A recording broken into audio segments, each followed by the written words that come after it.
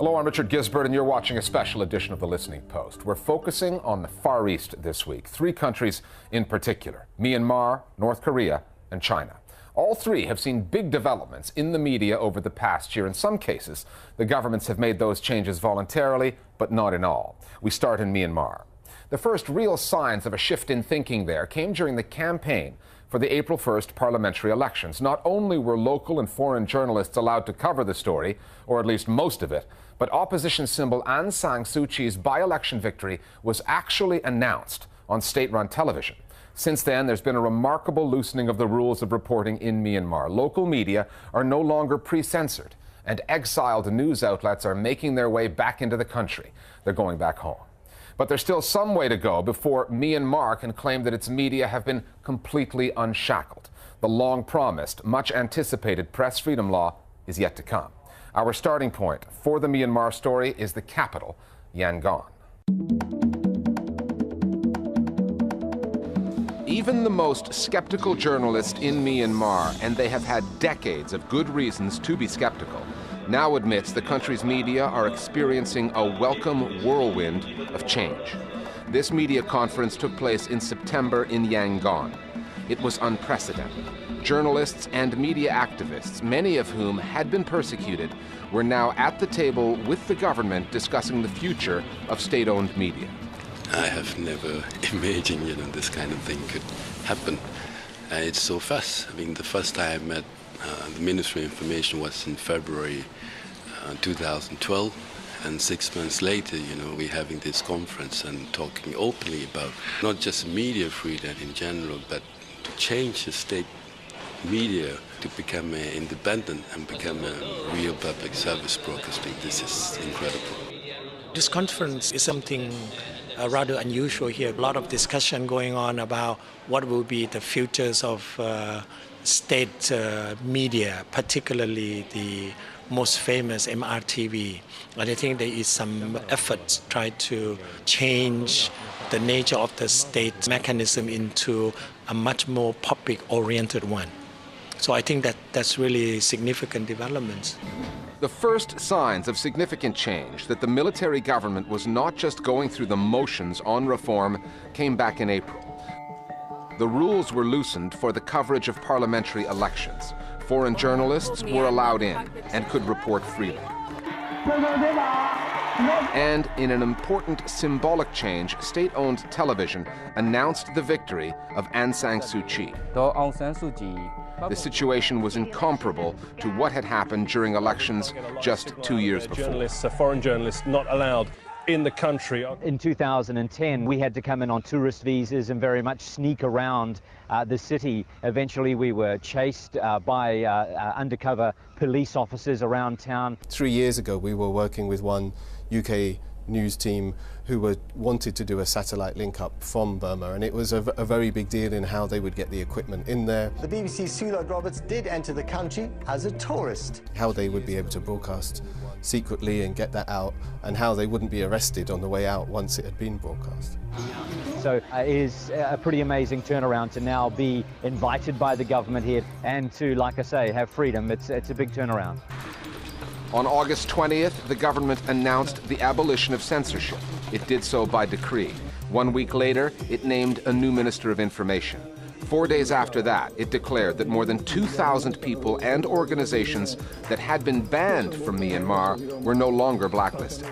Prominent journalists from the BBC, Al Jazeera, Reuters, and the Associated Press were all allowed back in. And some journalists from Myanmar are going back home. For 20 years, DVB, the Democratic Voice of Burma, was on that blacklist, broadcasting as exiles, beaming news into Myanmar from Norway and Thailand. DVB now says it plans to open bureaus inside Myanmar with the government's blessing. Until January 2012, we had 17 journalists in prison, and they were all released in January in this massive amnesty. And until 2011, the state media was tagging us that we are liar, killer from the airwave, And from that point, it's a big change, of course, and the minister and the government officials, agreed to talk. The change is very dramatic because it's one day everything is under control, and then the next day it all let loose. So it's provide the opportunity to journalists to prove themselves and their professionalism, because they are not used to. They keep always blaming the government for controlling them. Now they let themselves write whatever they think. They have to be really professional. They have to check their sources. They have to be responsible. Otherwise, they could be sued and caught on defamation. Already, some of the papers have faced that kind of lawsuit.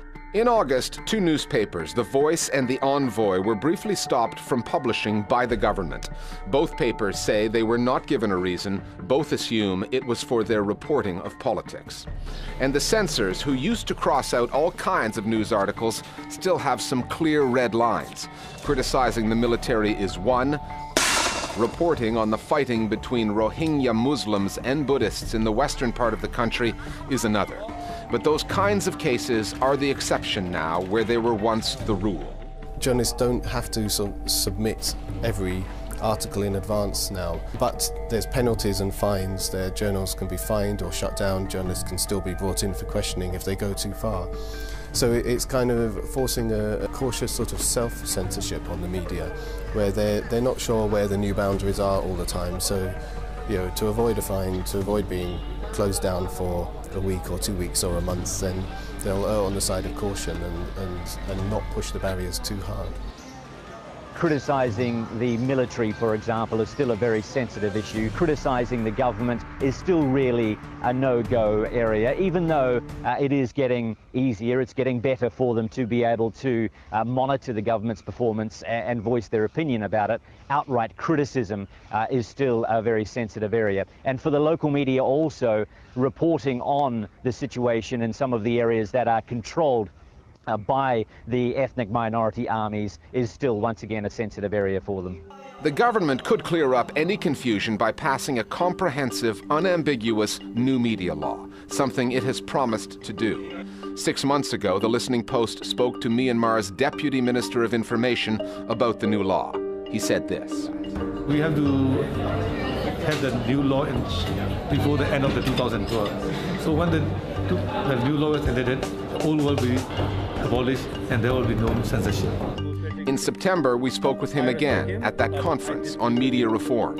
He said the writing of the new law was taking time.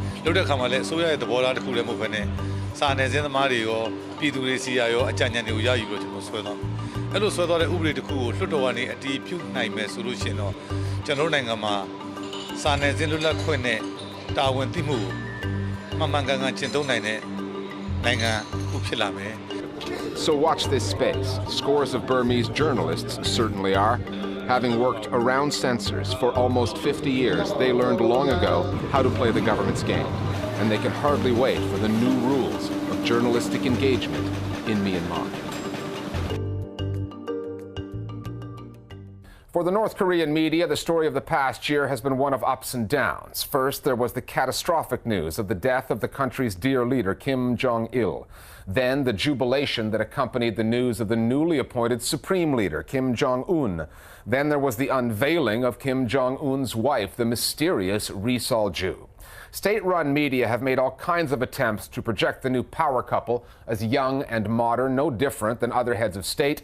But North Korea is still a diplomatic pariah, an economic backwater, and media access for outsiders is almost non-existent. The country's sublimely named Propaganda and Agitation Department focuses on spreading the cult of the Kims using the state media network and an army of propaganda artists. The Listening Post's Flo Phillips now on the lengths the propagandists will go to laud the young, unelected leader of the country that calls itself the Democratic People's Republic of Korea.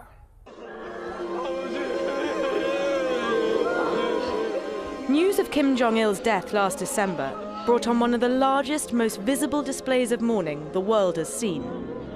On North Korean TV, the country's sole broadcaster, the footage of wailing citizens was relentless. Even the news anchor broke down as she announced the passing of the dear leader. 현재 지도의 길에서 극병으로 소거하셨다는 것을. For foreign journalists and professional North Korea watchers, the newsworthy pictures came from the funeral. By taking his position at the front of the procession, Kim Jong-un, the youngest son of the dear leader, was making it official. He was the new Kim in charge. The North Koreans are the most indoctrinated people on earth. Really, from infancy, they are taught to worship the Kim family as if it were a religion. What North Koreans know about Kim Jong-un is limited. All they see is that he is a successor to the great leader Kim Il-sung. He has the same ideology and features as the leader, and this resemblance could be an advantage. However, North Korea's propaganda chiefs aren't taking any chances. Back in January this year, a two-part documentary was broadcast on NKTV. The young supreme leader had a starring role. Now we see Kim Jong-un at a meeting, clapping along with the people. Here he is in the countryside, getting cheered. Here he is at a unit being wildly cheered by, it looked like Air Force people. Since the death of Kim Jong-il, North Korea has broadcast many shows for Kim Jong-un, of Kim Jong-un and by Kim Jong-un. Some of the footage was filmed in 2009 and even in 2008. It's clear that North Korea was well prepared with material on the younger Kim. There he is.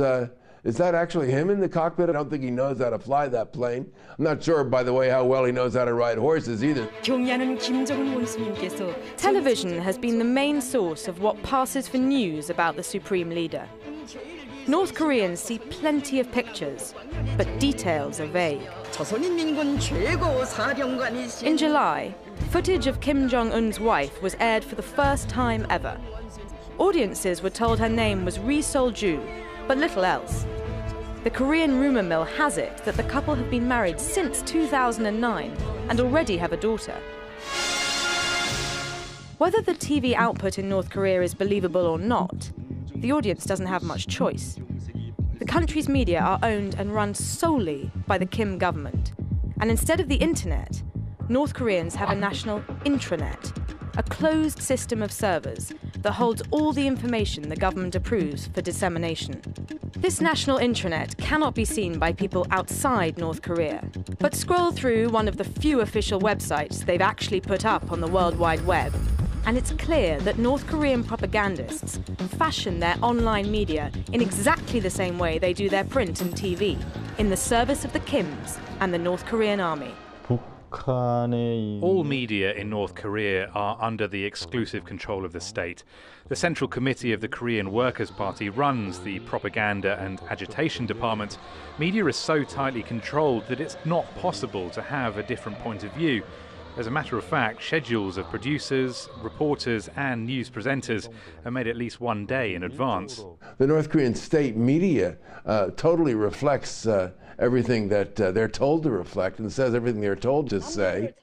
There are two state television networks. People cannot tune into any other network. The television sets that they get are calibrated so that they can only get these two channels, and the same with the radio stations. Just how well this policy of media isolation is serving North Korea and the Kims is debatable.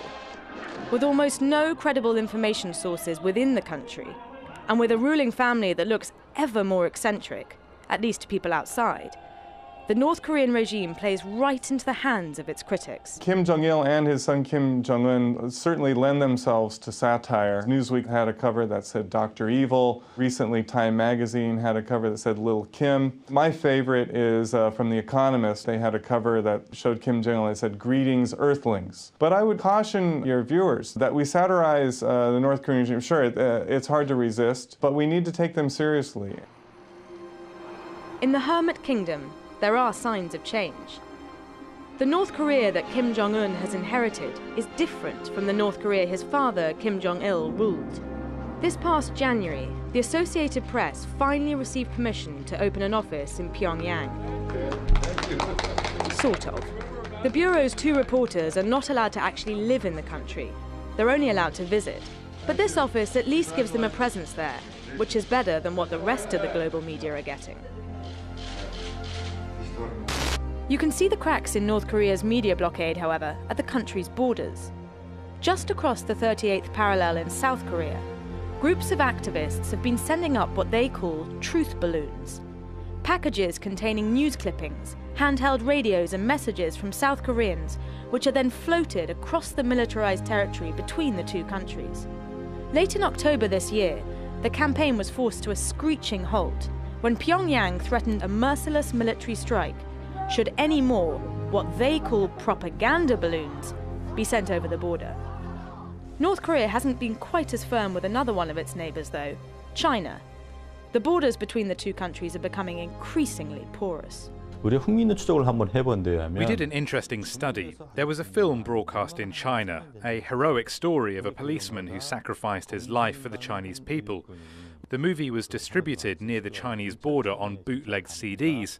In a space of 30 or 40 days, a huge number of North Koreans had watched the film. That's a remarkable speed.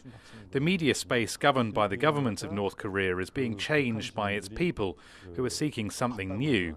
If we look in absolute terms at where North Korea was, say, 10 years ago, information is getting in much more easily. North Koreans are listening to foreign radio, both stations in South Korea and stations from the United States, like Voice of America, Radio Free Asia. There are several defector-run stations in South Korea. DVDs are flooding into the country. USBs are going in and out. People are smuggling in information and files. The number of North Koreans plugged into this underground media market, however, is small. And as long as the regime maintains its almost total control over the airwaves in North Korea, the few who do have access to information from outside can do nothing to spread the word.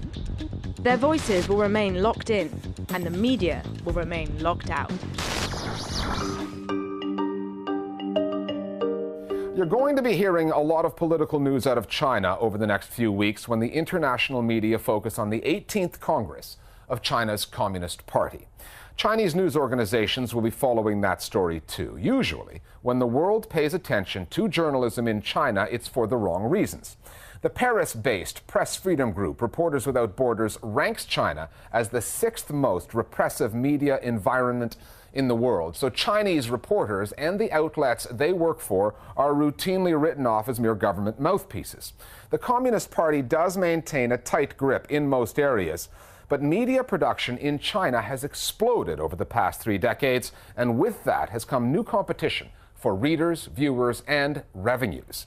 That has given rise to a new kind of investigative reporting. News outlets have found that, like anywhere else, exposing wrongdoing and unearthing the odd scandal can be good for business.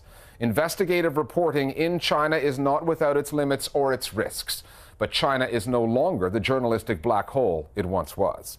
The Listening Post's Meenakshi Ravi now on the gray areas, and the reporters finding ways to produce high-quality, muckraking journalism in the world's largest one-party state.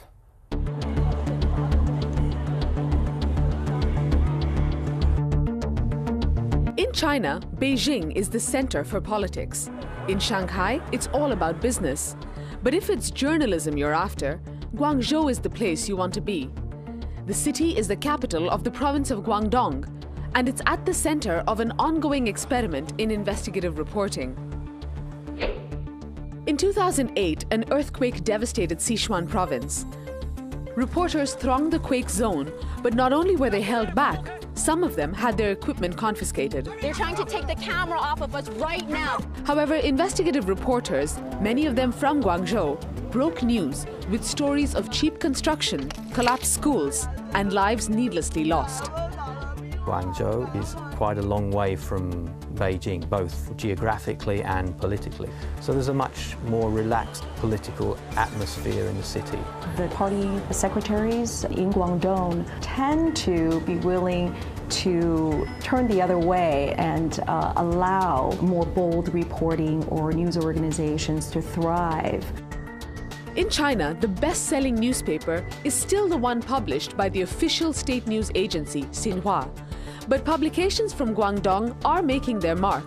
Titles like Time Weekly, Southern Weekend, and Southern Metropolis Daily which launched in 1997 and has been leading the investigative push. The Southern Metropolis Daily did a lot of investigative reporting for the public, especially for the ordinary people whose rights were affected and hurted by the officials.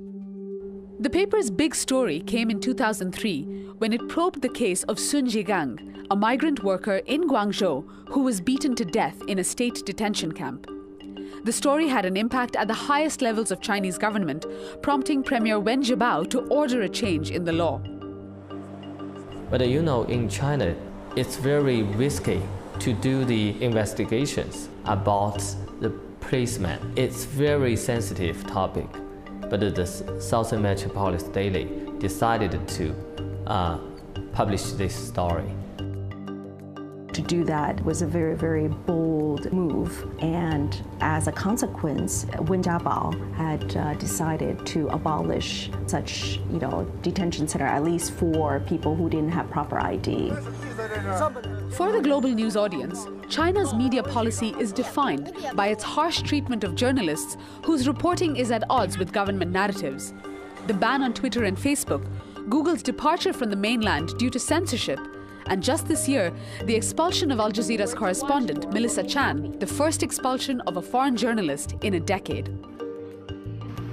But China's media landscape has been undergoing a slow and steady transformation, mirroring that of the larger economy. Back in 1979, there were fewer than 70 newspapers, and their job was to deliver the Communist Party's message and showcase its work. Today, there are nearly 2,000 newspapers and 10,000 magazines, and the competition for readers and revenues is a big factor in pushing the limits of Chinese journalism. You cannot recognize the media landscape in China nowadays. You see a lot of media organizations such as Phoenix Television sending out reporters to do in-depth investigation, because that's where they can increase their rating and draw their audience. Investigative journalism broke new ground in 1992 when the state broadcaster CCTV launched a daily current affairs program called Focus. The broadcast zeroed in on corruption and official wrongdoing across China and proved a big hit. The hand behind this groundbreaking show was the Communist Party leadership. It saw investigative journalism as a way to keep a check on local officials. When investigative journalism started to practice in China in 1990s, in fact, it was encouraged by the central government in order to meet its need to limit the power of the local governments. But in that process, you have enterprising journalists, that really leverage that central directive to push the envelope, as we might say, to really do more than what maybe the central government intended. One of the tactics journalists use to pursue sensitive investigations is called Yidi Jiandu, or cross-regional reporting. It takes advantage of a loophole in Chinese media regulations. Regional arms of the Communist Party have the right to control papers in their own province, but not reporters from elsewhere. This allows journalists to focus their investigative energies on stories outside their home province. Propaganda department has no right, no power to control media from outside of town. So that makes cross-regional reporting possible. And that has created a huge space for investigative journalism. And so what they do is they fly in to a place, they try to go in as quietly as possible, try to write up their story as fast as they can before any kind of ban or political pressure comes up, and then fly back home. There are still, however, clear red lines for journalists, and most of them run through Beijing, straight to the doorstep of the central government. They tolerate investigative journalism as long as it stays within certain limits. So there's a pragmatic acceptance on behalf of the Chinese authorities that if you've got Journalists who know what the rules are and editors who know what the rules are, they feel that there's a system that they can work with. But journalists also understand that if they step outside those limits, then they may lose their jobs, and eventually newspapers could lose their license. It's a test-error process, and you try to push the envelope, but you know there is a glass ceiling there. So there is a fine line you have to tread very carefully. And that line is blurry, which means the boundaries are unclear. Remember that story about the migrant worker dying in a detention center? Just 11 months after the Southern Metropolis Daily published it, the paper's editor was arrested on allegations of corruption and jailed for 5 months. Beijing may have loosened the rules of reporting, but the journalists testing the limits are still paying the price. You've been watching a special edition of The Listening Post on the media in the Far East. Next week, it's back to our usual format. We'll be casting our eyes to the West when we look at the media side of one of the biggest news stories of the year, the presidential elections in America. We'll see you next time at The Listening Post. And media activists, many of whom had been persecuted, were now at the table with the government discussing the future of state-owned media. I have never imagined, this kind of thing could happen. It's so fast. I mean, the first time I met the Ministry of Information was in February 2012, and 6 months later, we're having this conference and talking openly about not just media freedom in general, but to change the state media to become independent and become a real public service broadcasting. This is incredible. This conference is something rather unusual here. A lot of discussion going on about what will be the futures of state media, particularly.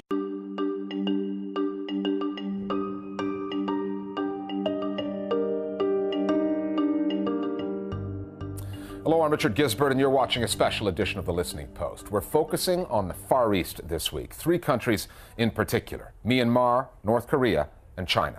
All 3 have seen big developments in the media over the past year. In some cases, the governments have made those changes voluntarily, but not in all. We start in Myanmar. The first real signs of a shift in thinking there came during the campaign for the April 1st parliamentary elections. Not only were local and foreign journalists allowed to cover the story, or at least most of it, but opposition symbol Aung San Suu Kyi's by-election victory was actually announced on state-run television. Since then, there's been a remarkable years before. Journalists, foreign journalists, not allowed in the country. In 2010, we had to come in on tourist visas and very much sneak around the city. Eventually, we were chased by undercover police officers around town. 3 years ago, we were working with one UK news team who wanted to do a satellite link-up from Burma, and it was a very big deal in how they would get the equipment in there. The BBC's Sue Lloyd-Roberts did enter the country as a tourist. How they would be able to broadcast secretly and get that out, and how they wouldn't be arrested on the way out once it had been broadcast. So it is a pretty amazing turnaround to now be invited by the government here and to, like I say, have freedom. It's a big turnaround. On August 20th, the government... The most famous MRTV, and I think there is some effort try to change the nature of the state mechanism into a much more public-oriented one. So I think that's really significant developments. The first signs of significant change that the military government was not just going through the motions on reform came back in April. The rules were loosened for the coverage of parliamentary elections. Foreign journalists were allowed in and could report freely. And in an important symbolic change, state-owned television announced the victory of Aung San Suu Kyi. The situation was incomparable to what had happened during elections just to loosening of the rules of reporting in Myanmar. Local media are no longer pre-censored, and exiled news outlets are making their way back into the country. They're going back home. But there's still some way to go before Myanmar can claim that its media have been completely unshackled. The long-promised, much-anticipated press freedom law is yet to come. Our starting point for the Myanmar story is the capital, Yangon. Even the most skeptical journalists in Myanmar, and they have had decades of good reasons to be skeptical, now admits the country's media are experiencing a welcome whirlwind of change. This media conference took place in September in Yangon. It was unprecedented. Journalists